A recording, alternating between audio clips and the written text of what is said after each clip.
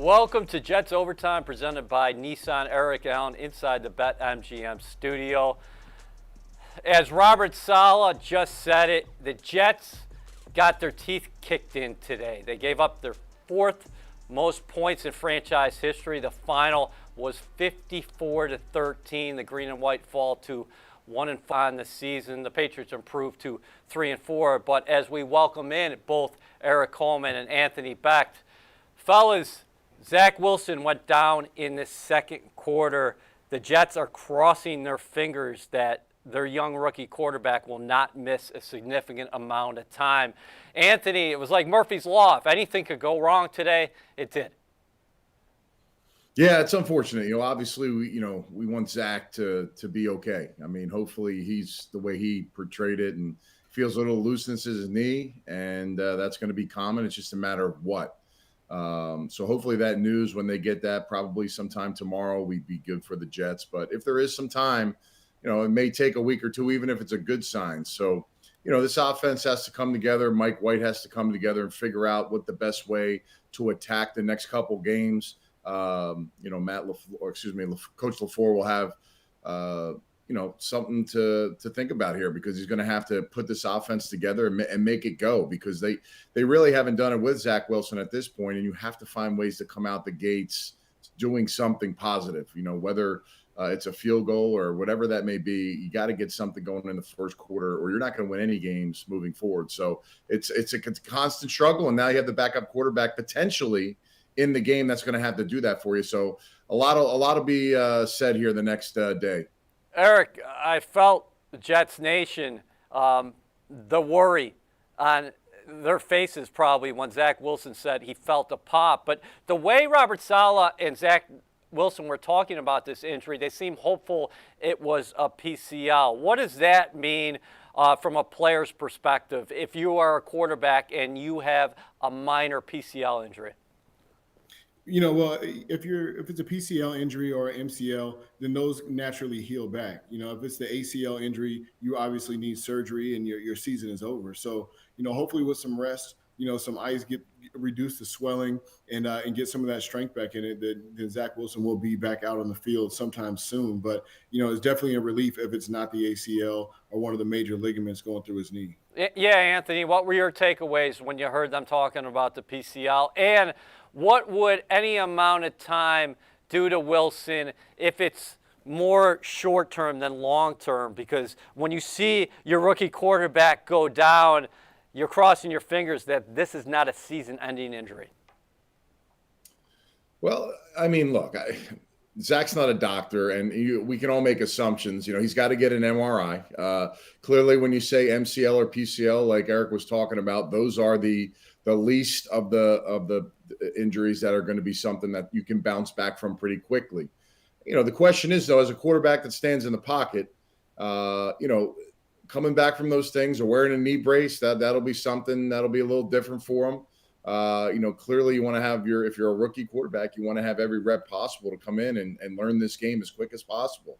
When you come back and have to do it with an injury, it's tough sometimes, especially around the legs. I mean, he's a guy that moves around quite a bit and likes to get out of the pocket and likes to, move and make guys miss. Those things will, be, shut down for a little bit, and you'll have to get a confidence boost from playing with that and getting used to those things. So hopefully, again, those injuries that people are talking about, that he's talking about, and Coach Saleh potentially they're hoping for, will obviously give them the quickest chance to get him recovered and back on the field at full go. Eric, initially I was thinking about accumulation of hits, because 2 snaps before the Matthew Judon hit on Zach Wilson, Lawrence Guy got him on the sideline, but Wilson articulated after the game that the first hit was his left knee, the second hit was his right knee. Yeah, I mean, listen, you definitely don't want your quarterback being hit that many times. I mean, he's got his jersey dirty more than the Jets would like to have him. But, obviously when you're landing on your knee, you're taking these shots, you're looking downfield, you're taking hits from every different angle. There's only so long where you can stay healthy. I know he's young, athletic, he's strong, but they do catch up to you. You don't want your quarterback in that position. He has to learn how to get rid of the ball quicker. The offensive line has to do a better job of protecting. It's on everyone. really. Just trying to find the right scheme, trying to find the right tempo for this offense to get going. That definitely helps your quarterback and keeping his jersey clean and keeping him healthy and in the huddle. Anthony, I think we saw a different side of Robert Saleh today after the game. He dropped a couple profanities in there, obviously very ticked off because the team, to a man, thought they were prepared, practiced with energy, and were going to come out flying. But instead, it was the Patriots who not only scored touchdowns on their first 2 possessions, AB, they scored 9 of the first 10 times they had the ball. Yeah, that's incredible. I think the biggest thing when you're talking about your team preparing, whether it's after a bye week or the next week, is just having laser focus on the details to execute. And I think that's the difference that we saw in this football game. You had the Jets come off a bye. Everyone's feeling good. Practice is good. Energy's good. I get that. I mean, a lot of teams feel that way throughout the week. It makes you feel good about what the potential could be in the game. But at the end of the day, when you get in between the lines, you have to go out there and you have to have that focus. You have to be determined to make sure that, you can get that extra push up front, get that tight window throw, make somebody miss as a back and catch all the balls as a receiver. In particular, the first series of the game or the second series of the game, something to generate some positiveness. That's the energy, and that's the things that you need your team to bounce off of in a football game. And unfortunately, it hasn't been there. So now it becomes a point where the first quarter lingers in your mind. It becomes a little bit mental. Even as a play caller, you're trying to figure out what the right combination is. How do you get the ball moved so that you can find your way into the end zone and score a touchdown?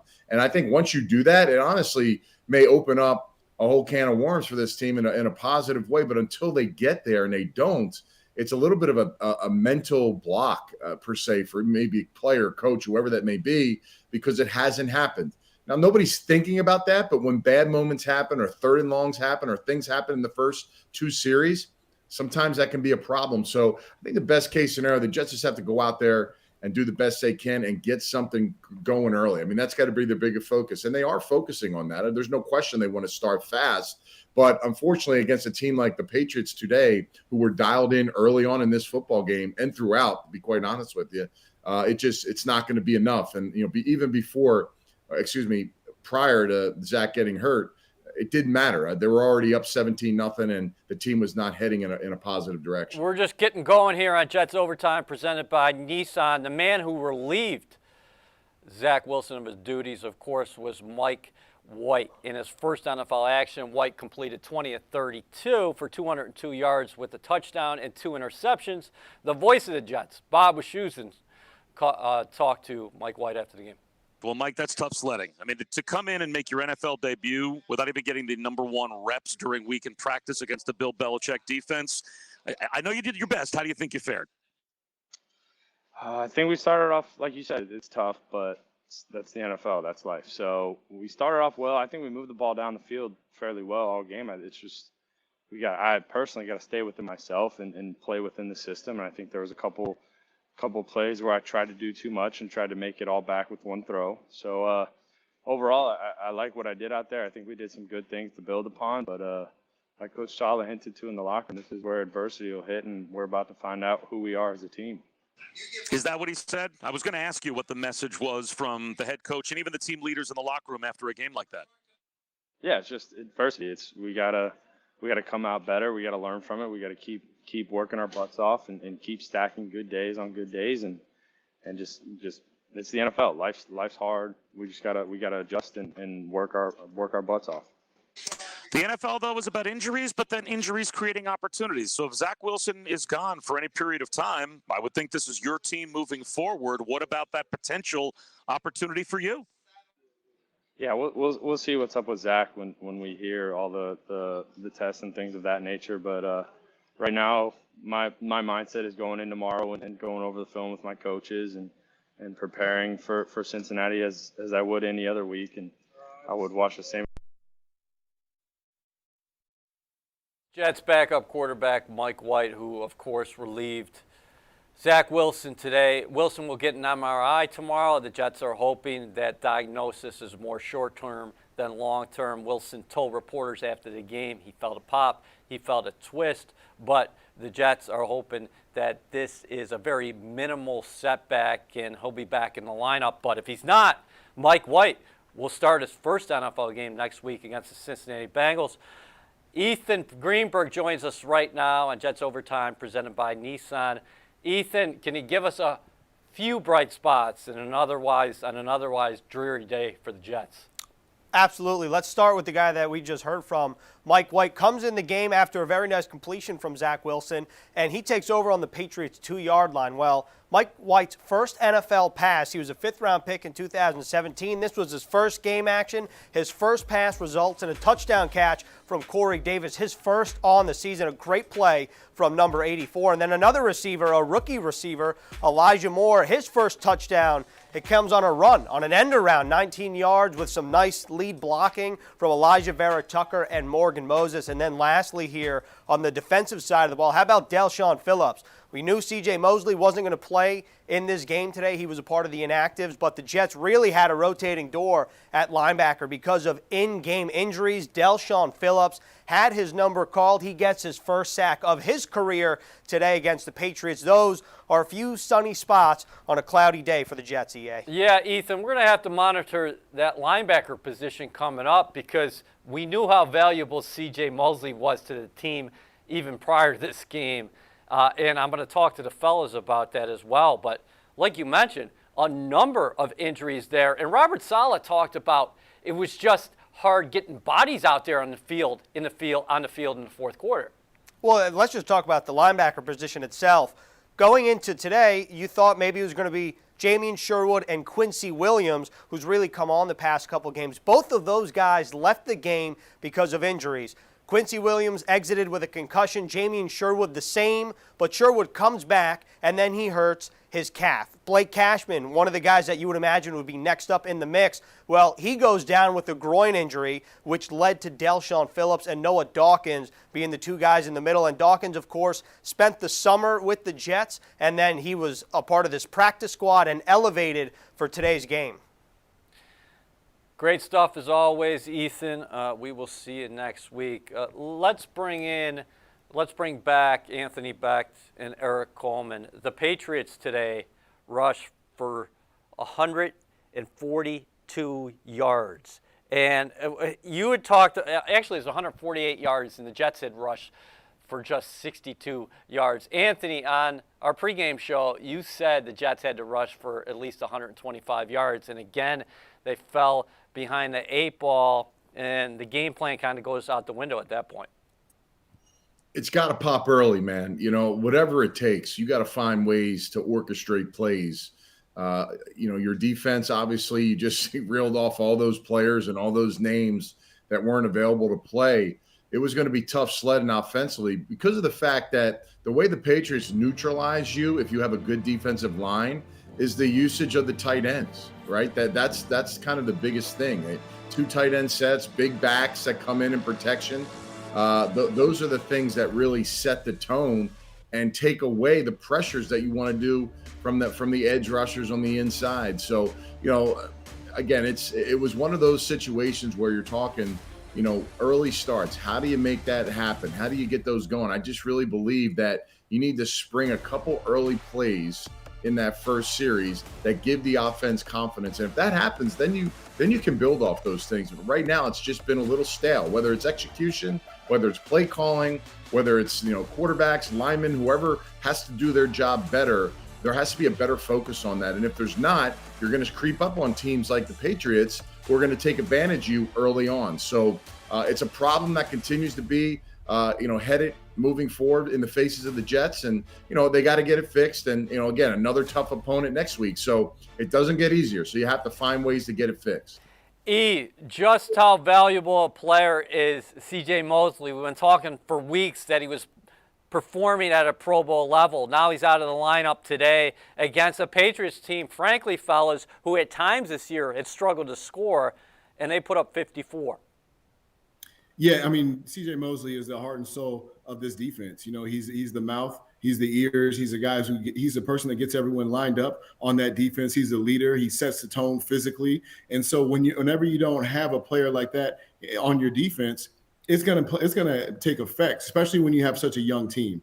They're relying on guys like C.J. Mosley to be out there, to lead them, to set the example, to be kind of that big brother in there who's picking fights. And to not have him in the lineup, they didn't have a tone setter. They never really established themselves as a defense. They never stopped the run. They never. And when you don't stop the run, it's hard you have to honor the play action because you're getting gashed in the run game, and then you leave yourself open to the trick plays, and it just kind of goes downhill from there. If you don't set the tone, you don't win the line of scrimmage. So having C.J. Mosley out of the lineup was a big blow. And then after C.J. wasn't in there, you had some of the other veterans, Quincy Williams and Sherwood. All these guys go out, and it's like, who do we have left? Who do we run to right now?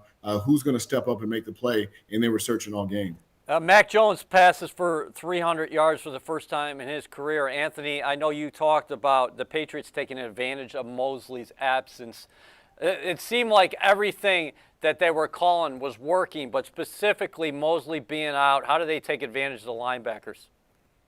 Oh man, they washed the entire line up to the second level down in the run game, and unfortunately, the fact that they were able to just run the ball effectively early on, like we talked about, the play action game, which is all they live off of, was all there. I mean, everything they wanted to go. They had some wrinkles, some trick plays involved. I mean, everything works when you get those linebackers and safeties peeking inside on some of those play actions and some of that ball movement that you have the quarterback. And Mac Jones, look, he came into the game. He's 70% passer. He's accurate. That's just how it rolls. And those are the keys, at least in the Patriots' minds, of how they get their quarterback to be successful and not lose them games, but win them games, or at least be a factor in contributing to winning those games. And that's what they do. So, I think the real guy today was the running back situation. And when you're going like that in the backfield for them, that's key to what they want to do offensively. 32 carries on the ground for the Patriots, 148 yards, 4.6 yards a carry, 4 touchdowns on the ground. Eric, what are teams doing right now? Because we saw it a little bit, totally different game plan against the Falcons, of course, but they moved the ball like we hadn't seen in a while against this Jets defense. And maybe the defenders had heavy legs after playing 100 snaps against Tennessee, but how are teams changing things up because they know the strength of this defense, obviously, is the defensive line? Yeah, I mean, they're having cutback lanes. They're using a lot of zone schemes. They're getting to the second level. They're able to double team and blow some of these defensive linemen off the ball, and then get to the second level. And now you have a running back in a one-on-one situation with the defensive back. I mean, you look at the top 3 tacklers on the Jets defense, and they're all DBs. Mm-hmm. And when the team runs for over 100 yards, your defensive backs are leading the team in tackles. That's not a good look. That means that your D-line's not getting the penetration. Your linebackers aren't scraping. They're not running free like they have earlier in the season. So teams are getting the Jets off balance with that zone scheme. They're running play action off it, and it makes it so the linebackers have to honor every fake handoff, and then they're gashing them with the pass game. You're watching Jets Overtime presented by Nissan Eric Allen with Anthony Becht and Eric Coleman. 54-13, the Jets fall today to the New England Patriots. Anthony, am I grasping for straws here, or can you take something from Michael Carter, 8 catches, 67 yards, Ty Johnson, 6 catches for 65 yards, or do you say, hey, listen, the game was put away at that point when they started doing a lot of their damage and they were giving up the underneath stuff? Yeah, I think that's how you kind of look at those situational things. I think it's nice to get some of those layups, though. It's good to have that imprinted in Mike White's head that, he's got backs to check down. I think that should be a big part of moving forward, how they're going to attack the passing game if they don't need to back in for protection. In particular, if Zach Wilson is not available for them in the coming games. So, I mean, look, Patriots weren't trying to give up the big play, keep everything in front of you. They're going to jump some routes if they had it. Clearly, Mike White's arm strength is not, as the same as Zach Wilson. So they had a couple opportunities where they tried to jump it, and they won, quite frankly, on one of them at least, and another tip ball. So again, Mike White's it'll be different for him though. If he has to play, Okay, he's going to get all the reps during the week. The game plan is going to be suited for his strengths, and he's not going to be coming into a game down 17 points. Yeah. So, he's going to have an even deal coming in if he's a starter next week because of injuries. So, something to build off of. I'd say yes. It's good to know that your backs can catch the ball for you.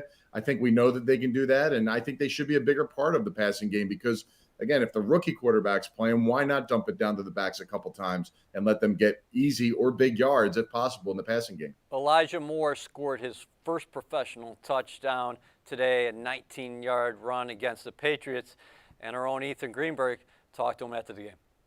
Here with Jets receiver Elijah Moore. Elijah, offensively speaking, how would you evaluate the team's performance, and what do you look to learn from today?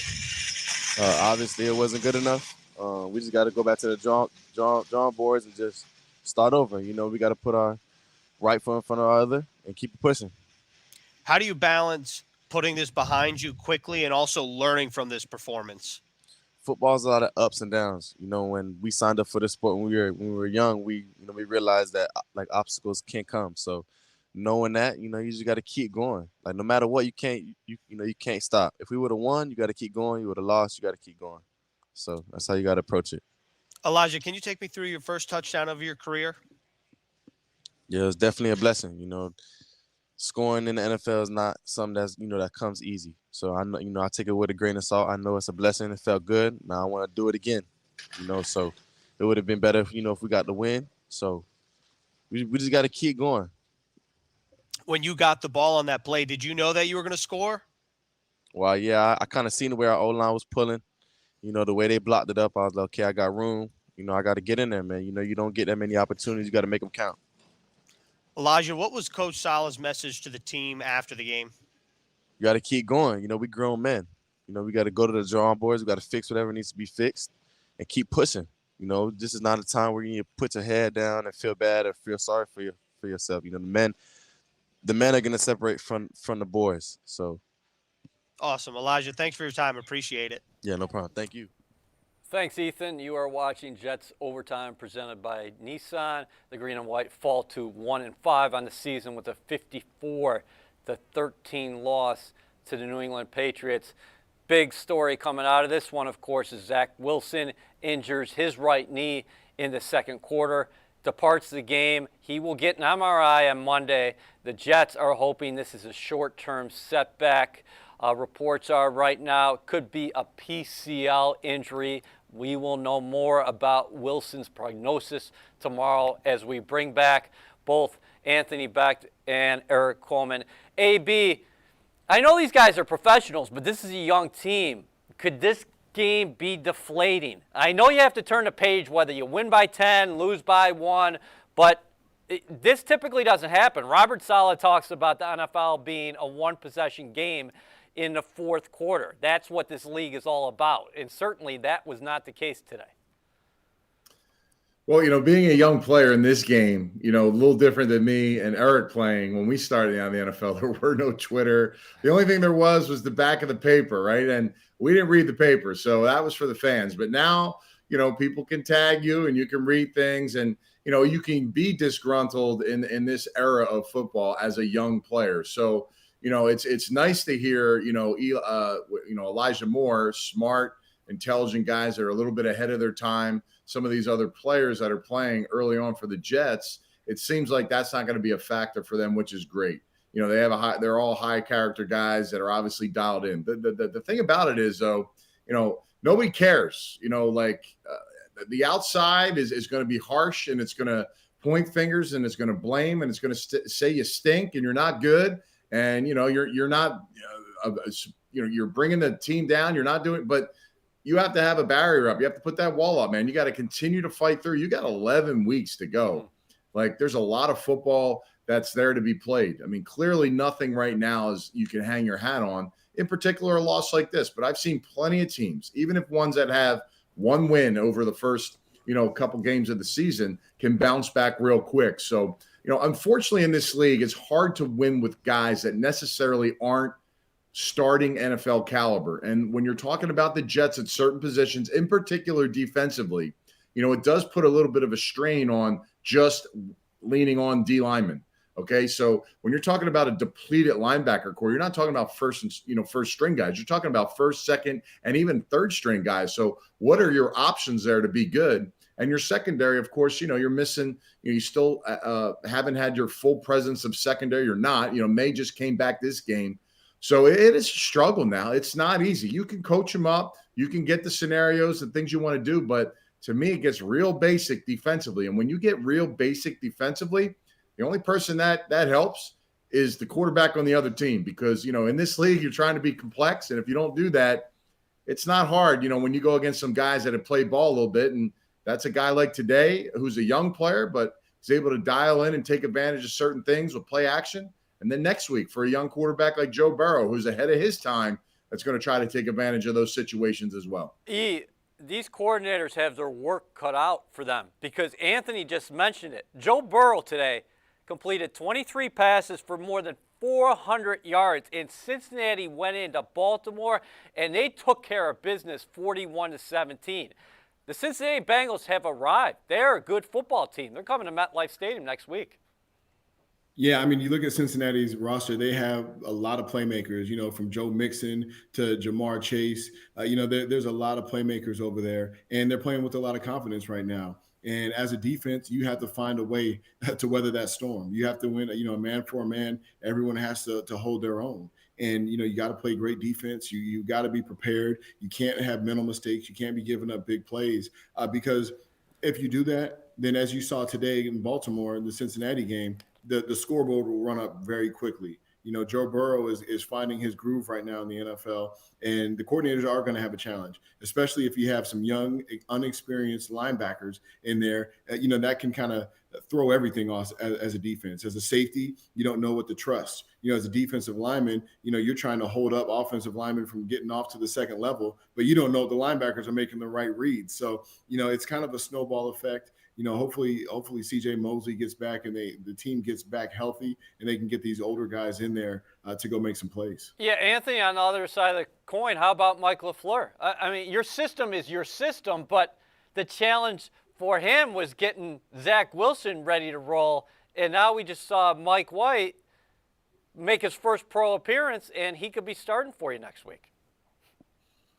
Yeah, well, if you look at what the 49ers offense looks like, as far as their quarterback and what they've had, it's not a guy that's a movable piece, right? So you're going to be a little more heavily dependent on the run game, and you're going to lean off that to get some open receivers and some play action things happening. So, maybe that system and what maybe I was assuming it would be isn't quite naturally or maybe they can feel like they can expand on what Zach's ability is in the offense. But to me, I like to see a little more of that. I think that, the offensive line, can be key in that. Now, George Fant went down. We haven't really talked about that in this game, what his status is going to be next week. I mean, he was playing as good as any lineman in the league, according to some of these grading platforms that are out there, and just generally what we've seen on him on film. So, Adoga is a guy that I think is pretty decent. He's a good player. He hasn't really got many opportunities. He may have to set up and be an important part for this team. So now,